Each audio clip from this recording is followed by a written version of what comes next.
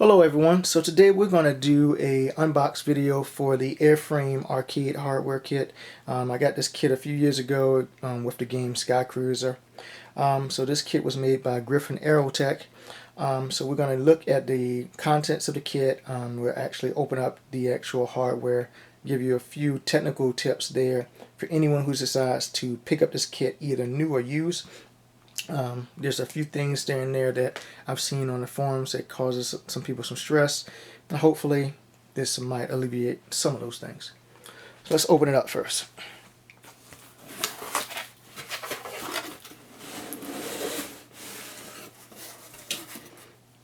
So inside it comes with a move strip marquee.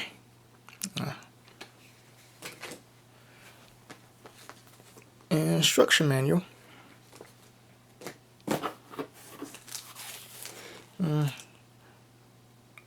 Arcade marquee.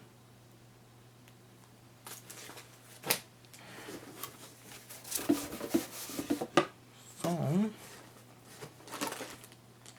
Comes with a wireless dongle to get updates, high scores, that kind of stuff.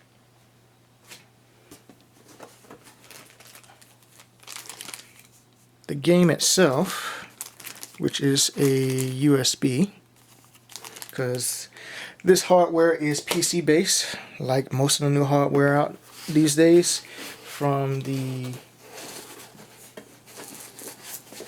Sega or everybody else. So I've already been inside of this kit and I've opened it up to stage it, so it's not, you don't have to see me unbox and unscrew as well. I've taken off this back panel here. So just take this off for a second. So first things first, when you get this kit, it'll be all sealed up.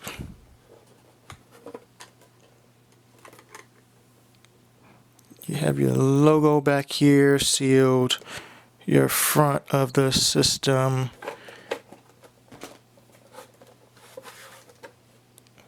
and put it down here so you can see it. There we go. Alright, so JAMA connection, Wi-Fi, auxiliary, your game, and your volume control. Okay? So it's a JAMA based arcade kit. So, first things first, when you get this kit, it'll be sealed up nice and tight and everything else with your nice airframe logo back here. First thing you want to do is apply a little bit of pressure and remove this back panel. Take this off. That's number one. Most JAMA based games, they pull their power from the JAMA connector, and that is suffice enough to power the kit and the game and run it correctly. This board, unless you have a very sufficient power supply, and most cabinets do not, will not have enough power to adequately power this arcade cabinet, this arcade kit. So, suggestion number one, tip number one for anyone who gets this kit, remove this. You'll notice you have a standard ATX connector there. They have a custom little dongle here that they're using to power the board. Simply remove that and plug in your standard ATX connector from a PC power supply.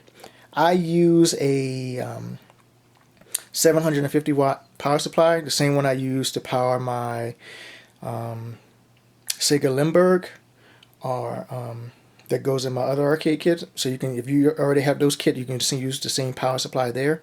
You don't have to buy a new one. Tip number one is use that power supply to power up your board. So your order of operations for starting the unit up would be 1, hit the power on your power supply, and then 2, turn on your cabinet. And your cabinet's going to pull all your connections and power up and still give you a video to your monitor and such. But trying to power this board through the JAMA edge will lead you to a lot of frustrations, and you'll see a lot of things in the forums with people who are trying to power it like that. To save yourself that stress. Second thing I want to show everyone here. So I've already opened up the screws on this kit. I should say on this shell. So let's move the camera so you can see this a little closer. And let's open up the shell for a second. Gently. I've already taken off the screws, as I said. So I'm going to try to zoom in on this just a little bit here. Oop, a little too much. Right here. Okay. What I'm zooming in on right now are those dip switches. There's three of them right there. One says, you may not be able to see it, 15 hertz, 25, 31. Depending on which monitor you use, what they tried to do in this kit was to have it auto detect your monitor and then switch to that resolution. So when you get your kit, if you buy it brand new or used, it's going to have 15 hertz enabled. Basically both dip switches are on side the connectors, and 31K is going to be selected. And then when you plug it in and turn on your cabinet, it's going to try to detect which monitor you have. So if you got like an Atomic Wave, which is a 15 hertz and 32, it's going to switch and determine which signal it wants to use, and then it's going to display the picture on that. If you have, for example, a let's just say like a Mortal Kombat cabinet, which is like a 15 hertz type monitor most of the times inside there, it's going to detect that and load it up. What I suggest, once again, to save yourself a lot of stress and a lot of worry working with this kit, is if you know your monitor is a 15 hertz monitor, after you open up the kit, select 15 hertz only, take the selector that's on 31 hertz and deactivate it. Now how do you deactivate it? Just like I did. You just take it off of both pins and just put it on one pin. So it's only active right now for 15. So now when you've done that, the moment you turn on your kit, on your arcade cabinet and everything else, it's just going to come right in and load and push the video signal to 15 instead of trying to do 31. Doing that, and once again using a power supply, makes this kit much easier to use. Using it out of the box as given leads to a lot of stress, and if you want to see the stress for people who have this kit, just look it up. I'm pretty sure you can. It won't be hard to find. But doing just those two tips, the board will load up quick, fast, and in a hurry, and you will have a lot more enjoyment than trying to use it out of the box. So just as a quick overview here, this is just a PC, a mini ITX PC they had in there with a custom JAMA connector in there. And really the only thing that's really unique truly to this was their power solution here. That's really the only thing that's unique here. And unfortunately, as I said, I understand what they were trying to do with it and inside the form factor, but it's not strong enough to power this PC from the JAMA Edge.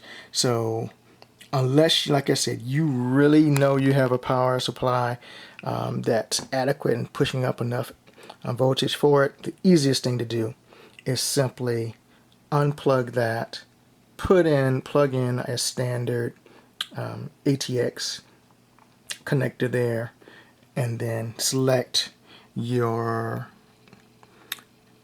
resolution for your monitor there. And after you do that, seal it back up, and you won't have any issues with this, and it runs pretty fine. So just wanted to give you that output there. Also, I didn't earlier, it does have a HDMI connector here, which is connected up and wired to the board. So it is possible I haven't tried this yet because I've just been using it in one of my cabs. But it is possible that if, and I'll have to test this, but if I deselected the 31 and the 15, so basically I didn't have anything coming out of there, it might just use the HDMI connector as the output, and then therefore if you were using this with a super gun or something like that, or if you had a cab, most cabs are VGA, but if you had a DVI to HDMI connector, you could output this maybe to HDMI. I should say the output might work for HDMI. I haven't tested it yet, it's just a theory, but most people who are putting this in the cab are going to be 15 or 31. So just want to give everyone those tips and tricks, and I'm going to put this back in here to grip together where it slides right back in. Pretty easy to put back in. And I'll screw it back up, and I'll take some gameplay footage of it inside the cab, and let you guys see how the game plays. Like I said, I only got one game with it. This kit came out, I want to say maybe 4 or 5 years ago, but I just never had a time to put into it. Sometimes I just buy games, and it's a shame, but I don't play them a lot. So I will actually hook this up, put it in the cab, and then do some levels, some run-throughs, just so you guys can see how it looks and everything else. I think it's only 4 level. I want to say a 4 level game. So it's a shoot 'em up. That's what this kind of the game is. But anyway, just want to give you guys high level overview of that. Any questions or anything like that, feel free, put them on the comments as a video. And of course, I will talk to you guys later. Peace.